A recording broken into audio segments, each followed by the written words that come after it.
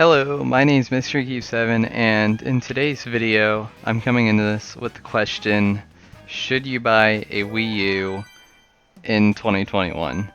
And now there's probably already a video on this, but I was curious and asked myself this question because recently I just watched a video on Cemu's latest update, which is what you're seeing now in the background footage is the latest release of Cemu, which added a feature which makes asynchronous shader compilation even better and honestly makes playing Wii U games on Cemu like, I don't know, almost as good as if you were on the actual console. No, like better.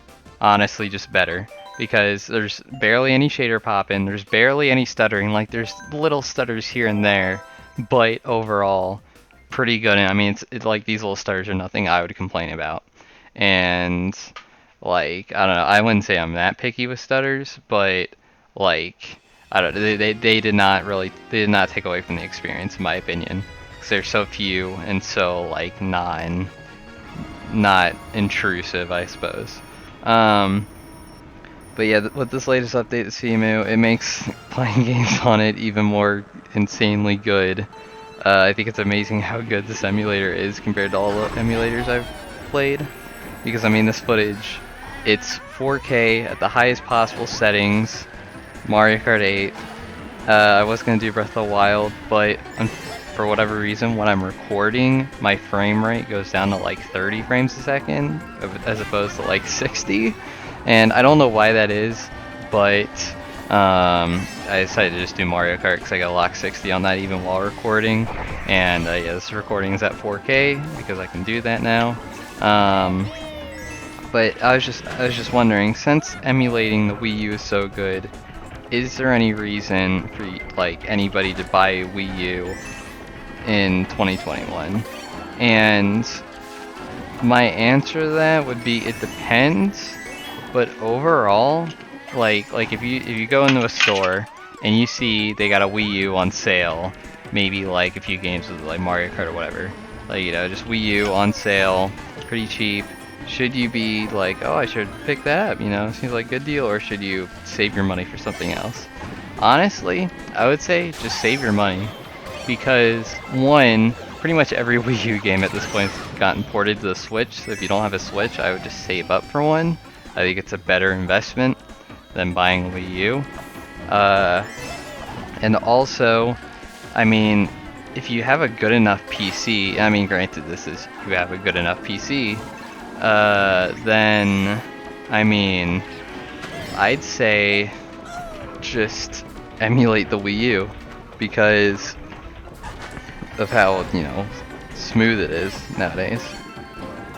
Between those two factors, I would not pick up a Wii U. And obviously there's the dilemma of, well, I would need a Wii U to legally dump games to emulate, and that's true, and you could resort to illegal methods like piracy, which I do not condone at all. I've dumped all my games, and I will continue to do so, because I'm not into piracy. But you could, I mean, that is an option.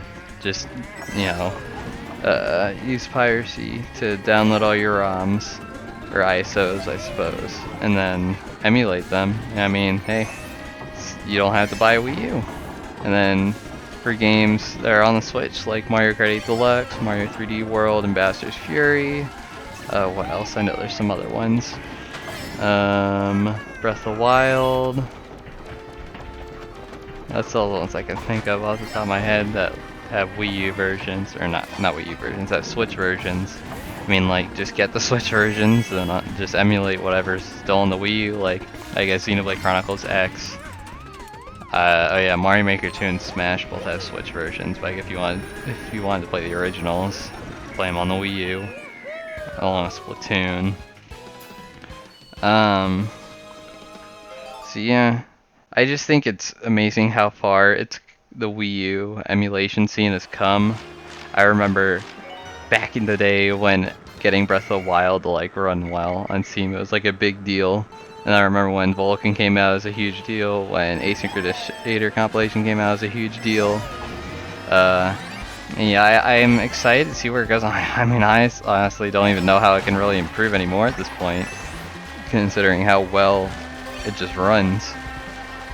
And if you're curious, I mean, I watched B-Side Gaming's video on the latest update, but the way Asynchronous Shader Compilation, like this new update to it, works is it'll use any extra cores that aren't being used to asynchronously compile shaders in the background while you're gaming, so that there's even less shader popping, so it's not having to wait on shaders to asynchronously compile.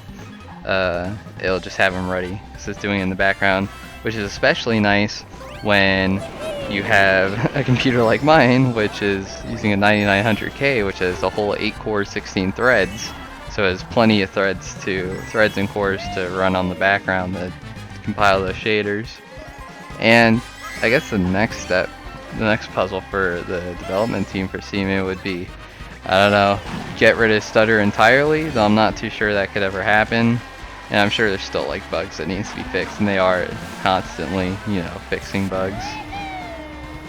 Yeah. Also, if you made it this far, don't mind my awful Mario Kart gameplay, just because the game looks nice and I have the most ideal situation.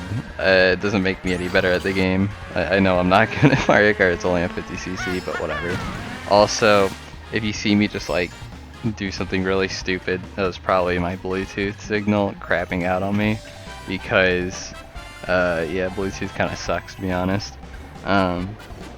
Yeah, and enjoy the rest of the footage, and I'll see you guys next time.